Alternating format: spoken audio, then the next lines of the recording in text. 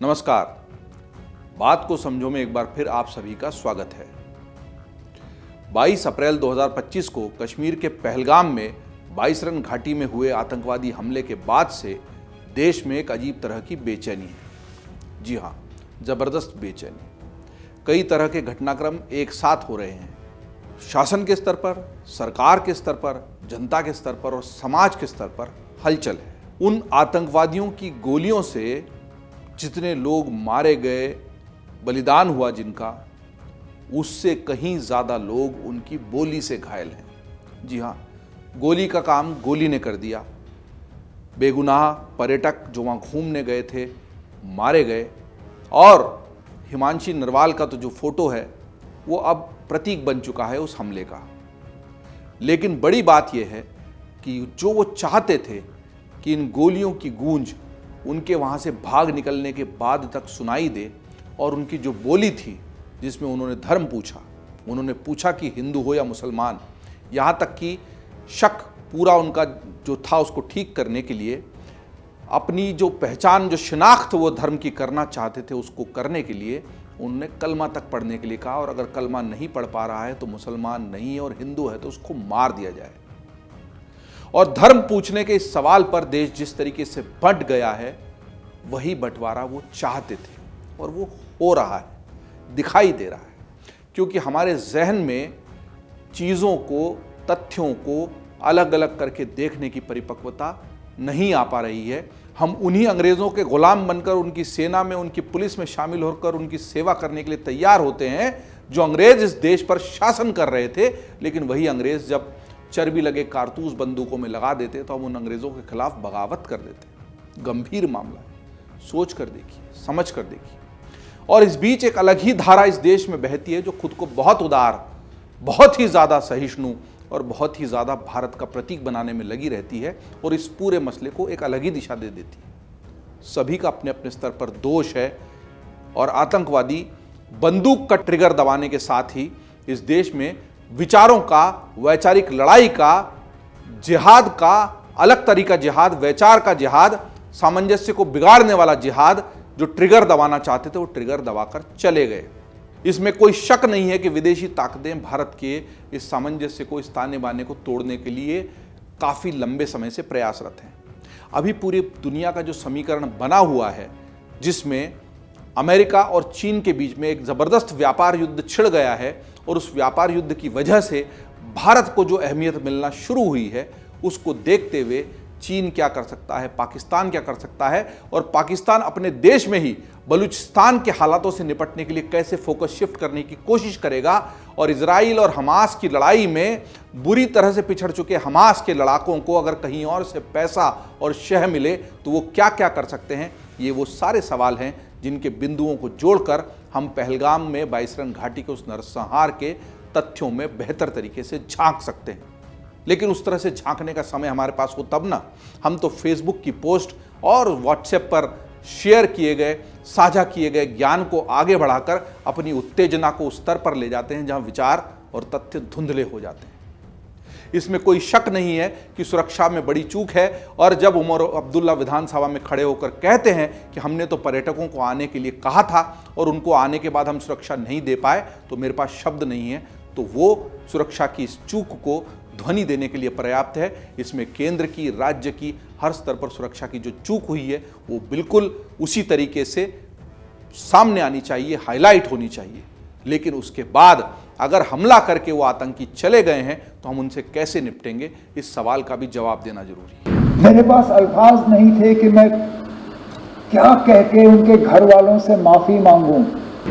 मेजबान होते हुए मेरी जिम्मेदारी थी कि सही सलामत मैं इन्हें यहां से वापस भेजूं। माफी मांगने के अल्फाज नहीं थे। क्या कहता उनको, उन छोटे बच्चों को जिन्होंने अपने वालिद को खून में लपेटा हुआ देखा, उस नेवी अफसर की विधवा को जिनको शादी हुए ही चंद दिन हुए थे। हम में से कोई इस हमले के साथ नहीं है। अगर 9/11 का हमला अमेरिका पर हुआ था तो वो भी एक सुरक्षा की बड़ी चूक थी। वो पायलट वहीं पर प्रशिक्षण पा रहे थे, उन्हीं के सिस्टम का हिस्सा बन गए थे और उन्होंने इतना भयानक जो आतंकवादी हमला था उसको अंजाम दे दिया। लेकिन अगले 10 साल जब तक ओसामा बिन लादेन का पीछा करके उसको पाकिस्तान में घुसकर मार नहीं दिया गया, तब तक अमेरिका शांत नहीं बैठा। हाँ, इस बात की जांच अलग से अपने स्तर पर चली कि कैसे यह हमला हो गया और किसका दोष था, लेकिन जब यह हमला हुआ उस वक्त it is attack on America, war on America, और या तो आप अमेरिका के साथ हैं या आप अमेरिका के साथ नहीं हैं कि नारे पक्ष और विपक्ष दोनों तरफ से आए थे। और उससे अगर हम सबक नहीं ले सकते तो फिर हम इस तरह के आतंकवादी हमले झेलने के लिए अभिशप्त हैं। हम बात को समझो में तथ्यों को बेहतर तरीके से समझने की कोशिश करते हैं कि पहलगाम के इस हमले के बाद हालात कैसे हैं। सबसे पहले समझते हैं कि सीमावर्ती इलाकों के हालात कैसे हैं। अरनिया, पुंछ, सांबा, हीरापुर, जोड़ियाँ, आरएसपुरा समेत सीमा से सटे जो अन्य कई गांव हैं, उनके कई लोग अपने रिश्तेदारों के घर में सुरक्षित ठौर तलाश रहे हैं, यानी वो वहाँ से हटकर कहीं और जाने की कोशिश कर रहे हैं, क्योंकि इन लोगों को पता है कि जब इस तरह की आहटें होती है, इस तरह की गोलीबारी शुरू हो जाती तो आगे क्या हो सकता है। कुछ लोग दिन भर के काम निपटाकर बंकरों में रात गुजार रहे हैं। पहलगाम हमले के बाद जम्मू कश्मीर के सीमावर्ती इलाकों में इसी तरह की स्थिति नज़र आती है। इन इलाकों में रहने वालों का कहना है कि हमारा इलाका तो फायरिंग, मोर्टार शेल के हमले झेलने का आदी हो चुका है, मगर सतर्कता हर स्तर पर ज़रूरी है। ये भी जान लेना ज़रूरी है कि इस पहलगाम हमले के बाद हमारी जो सुरक्षा एजेंसियां हैं, हमारी जो जांच एजेंसियां हैं, वो क्या कर रही हैं। इस हमले के बाद सुरक्षा बलों ने जम्मू कश्मीर से आतंक का पूरी तरह से खात्मा करने के लिए मुहिम शुरू कर दी है। खुफिया एजेंसियों ने 14 ऐसे आतंकियों की सूची तैयार की है जो पाकिस्तानी दहशतगर्दों के मददगार हैं। 20 से 40 वर्ष के ये आतंकी पाकिस्तानी आतंकवादियों को न केवल रसद पहुंचा रहे थे बल्कि ज़मीनी स्तर पर सहायता भी प्रदान कर रहे थे और साथ ही उनको पनाह भी मुहैया कराते रहते हैं। ये आतंकी पाकिस्तान समर्थित हिजबुल मुजाहिदीन, लश्कर तैयबा और जैश ए मोहम्मद से संबंधित हैं, उनसे जुड़े हुए हैं। खुफिया एजेंसियों और सुरक्षा बलों ने इनका सफाया करने का फैसला कर लिया है। इन आतंकियों के पहलगाम के 22 रन में हमला करने वाले आतंकियों से संबंध भी तलाशे जा रहे हैं। बड़े अधिकारियों ने संकेत दिया है कि ये नाम बड़े खुफिया डोजियर का हिस्सा हैं और इसका इस्तेमाल भविष्य के हमलों को रोकने और आतंकी रसद आपूर्ति को बाधित करने के लिए किया जा रहा है। मतलब अगर सप्लाई लाइन कट जाएगी, स्थानीय सपोर्ट सिस्टम, स्थानीय सहयोग हट जाएगा तो इस तरह के हमले आगे रोके जा सकते हैं। ये बात तय है कि जो 4 थे या 6 थे आतंकवादी, अभी पूरी तरह तय नहीं, लेकिन जो भी आतंकी थे तो बिना स्थानीय मदद के वहाँ आ ही नहीं सकते। स्थानीय लोगों की मदद से रेकी हुई है। कुछ टट्टू वालों के भेष में वहाँ पर शामिल हो गए थे, कुछ स्थानीय जो वहाँ पर दुकानदार हैं उनके रूप में वहाँ पर पहले से रेकी कर रहे थे। ये बातें भी सामने आ रही है। जाहिर है वो ऐसे खुलेआम नहीं घूम सकते थे अगर उनके पास कोई स्थानीय मददगार नहीं हो तो, और इन मददगारों का सफाया करके ही हम इस तरह के आगे के हमलों को रोक सकते हैं। तो एजेंसियों की रणनीति ये है। ये भी जानना जरूरी कि कूटनीतिक स्तर पर भारत ने क्या कदम उठाए हैं। आर्थिक मोर्चे पर पहले ही बुरी तरह से घिरा पाकिस्तान आतंकवाद के खिलाफ भारत की कार्रवाई के चलते बहुत ही अलग थलग पड़ता हुआ दिखाई दे रहा है। पहलगाम में बर्बर आतंकी हमले मामले में अमेरिका, रूस, इजराइल, ब्रिटेन, फ्रांस, जापान जैसे देश पहले ही भारत के रुख का समर्थन कर चुके हैं। विदेश सचिव विक्रम मिस्री ने G20 देशों के राजनयिकों को अपनी इसी रुख से परिचित भी कराया। इसे व्यापक समर्थन भी मिला है। पाकिस्तान की तमाम कोशिशों के बावजूद सऊदी अरब और संयुक्त अरब अमीरात ने 2019 में जम्मू कश्मीर से अनुच्छेद 370 के निरस्त होने पर उसका साथ नहीं दिया था। मतलब पाकिस्तान 370 के हटने से लेकर अभी तक इस मामले पर दुनिया को अपने पक्ष में नहीं कर पाया है, बुरी तरह नाकामयाब हुआ है। और पहलगाम हमले के बाद तो दुनिया ने लगातार उसकी आलोचना, उसकी निंदा ही की है। इन बदले हालातों में इन देशों से भी पाकिस्तान को समर्थन की उम्मीद बहुत ही कम है। भारत की इंडोनेशिया, तुर्की, कतर से भी नज़दीकी बढ़ी है और ऐसे में इन देशों का भी पाकिस्तान को समर्थन मिलना संभव नहीं दिखाई देता। अब ये समझना भी ज़रूरी है कि वैश्विक स्तर पर भारत और पाकिस्तान की स्थिति कुल मिलाकर कैसी है। दरअसल बीते 1.5 दशकों में भारत की वैश्विक छवि मजबूत हुई है, उसी तेजी से पाकिस्तान की छवि बहुत कमज़ोर हुई है। यूक्रेन से युद्ध लड़ रहे रूस को भी भारत की ज़रूरत है, तो टैरिफ वॉर यानी व्यापार युद्ध में उलझे अमेरिका को भी भारत की ही ज़रूरत है। इसके अलावा खाड़ी देश भी भारत का साथ छोड़ने की स्थिति में नहीं है। अब ये जानना ज़रूरी है कि इस सारे मामले में केंद्र जो है वो पाकिस्तान बन गया है पहलगाम हमले के बाद से, लगातार सारी उंगलियां उसी की तरफ उठ रही हैं, सारे सवालिया निशान पाकिस्तान की तरफ ही घूमे हुए हैं, तो उसका क्या रुख है? दरअसल भारत की ओर से जब सिंधु जल संधि को स्थगित करने की बात हुई तो पाकिस्तान नेता ही नहीं, वहाँ के क्रिकेटर भी बिलबिलाए हुए हैं, वहाँ के लोग बुरी तरह से बौखलाए हुए हैं। वहाँ के रेल मंत्री हनीफ अब्बासी ने भारत को परमाणु बम की गीदड़ भभकी भी दे दी है। ये गीदड़ भभकी हमारे लिए नई नहीं है, लगातार पाकिस्तान के नेता और वहाँ का अवाम तक कई बार इस तरह की बातें कहता है।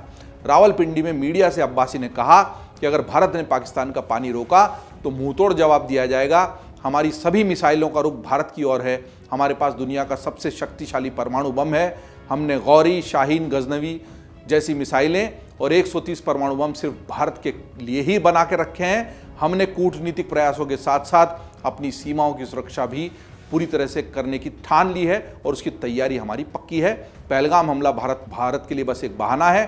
भारत के रडार पर सिंधु जल संधि है। इसी तरह पाकिस्तान के पूर्व विदेश मंत्री बिलावल भुट्टो जरदारी ने कहा कि सिंधु नदी में या तो हमारा पानी बहेगा या उनका खून।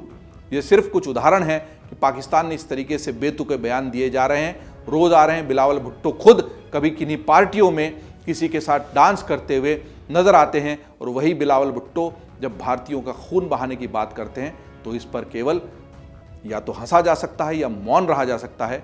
लेकिन इस जो पूरी बेतुके बयान देने वालों की सूची है, इसमें अफसोस की बात यह है कि केवल राजनेता नहीं, शाहिद अफरीदी जैसे क्रिकेटर भी शामिल हैं, जिनको कम से कम ऐसे मसलों से दूर रहने की कोशिश करनी चाहिए थी।